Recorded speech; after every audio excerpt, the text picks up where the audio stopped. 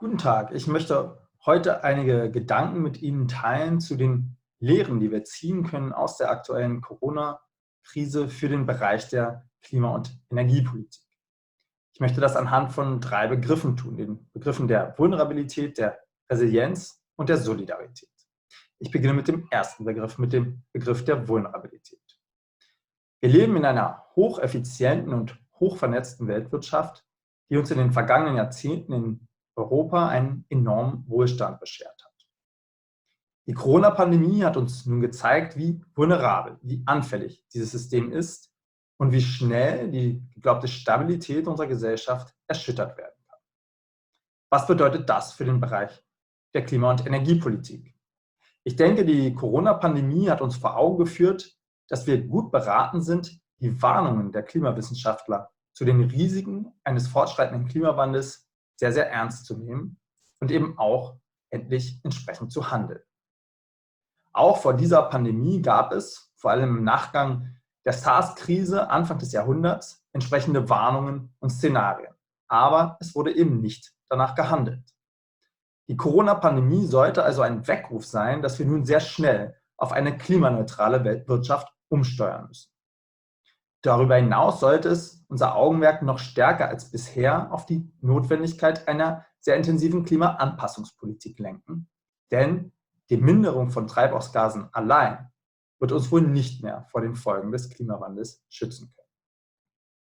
Das bringt mich zu meinem zweiten Begriff, dem Begriff der Resilienz. Die Corona-Pandemie hat uns auch gezeigt, wie wichtig es ist, nicht nur auf kosteneffiziente Lösungen in unseren wirtschaftlichen Entscheidungen zu achten, sondern auch auf die Resilienz, die Widerstandsfähigkeit unserer Versorgungsstrukturen und damit auch der Stromversorgung, einem sehr essentiellen Teil unserer Daseinsvorsorge. Zunächst gebührt unser Dank den Versorgungsunternehmen. Sie haben es bisher geschafft, trotz der Krise und trotz der Einschränkungen die Versorgung aufrechtzuerhalten.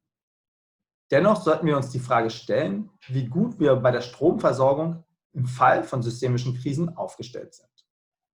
Wir müssen zudem Vorsorge treffen, damit eine systemische Krise eben keine einschneidenden Konsequenzen für unser Leben hat. Eine wichtige Rolle zur Sicherung der Stromversorgung kann im Krisenfall unter anderem ein gewisser Grad an Dezentralität bei der Stromerzeugung spielen. Unsere Forschung am ISS hat gezeigt, dass der Aufbau einer regionalisierten Versorgungsstruktur auf der Basis von erneuerbaren Energien keine signifikanten Mehrkosten mit sich bringen würde.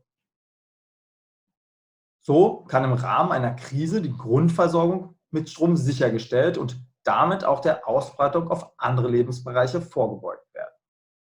Die europäische Vernetzung ist auch in diesem Szenario ein wichtiger Baustein und wird damit nicht in Frage gestellt. Diese Vernetzung kann aber mit dem Aufbau einer stärker regionalen Versorgungsstruktur einhergehen. Ebenso lohnt es sich über den Erhalt bzw. die Wiederbelegung einer europäischen Produktion von Solarmodulen und anderen Komponenten für die erneuerbaren Energien zu diskutieren. Die Krise in China hat signifikante Lieferengpässe im Bereich der Solarenergie erzeugt, die die Abhängigkeit Europas von diesen Importen noch einmal herausgestellt haben. Schließlich komme ich noch zu dem Begriff der Solidarität. Die Corona-Krise hat auch deutlich gemacht, dass wir für den Erhalt unserer Gesellschaft auf die Solidarität der Menschen angewiesen sind. Mit der Bürgerenergie, mit unseren Energiegenossenschaften haben wir im Energiesektor ein bestehendes und funktionierendes Instrument, das genau diese Prinzipien verkörpert. Auch hier sollten wir die Lehren der Corona-Pandemie aufgreifen und die Möglichkeiten ausschöpfen, um diese Strukturen auch in Zukunft wieder verstärkt zu fördern, damit wir dieses Element der Energiewende erhalten, ja noch weiter ausbauen und auf diese Weise ein widerstandsfähiges und klimafreundliches Energiesystem unterstützen können. Ich danke Ihnen fürs Zuhören. Wenn Sie Interesse an weiteren Details zu diesen drei Punkten haben, können Sie sich gerne noch meinen Blog anschauen, den ich hierzu verfasst habe. Vielen Dank.